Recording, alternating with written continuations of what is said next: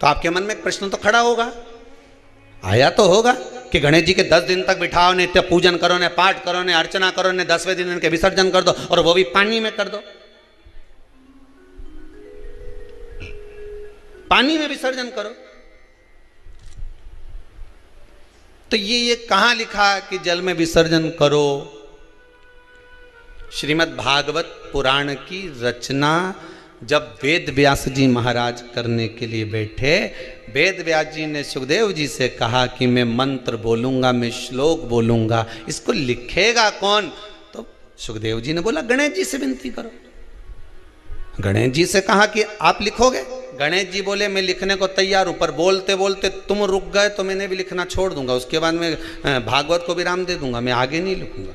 अब वेद व्यास जी बड़े चक्कर में पड़ गए, क्या करें? तो गणेश जी से कहा मेरे श्लोकों में कुछ गड़बड़ी हो सकती है, उसमें से गलती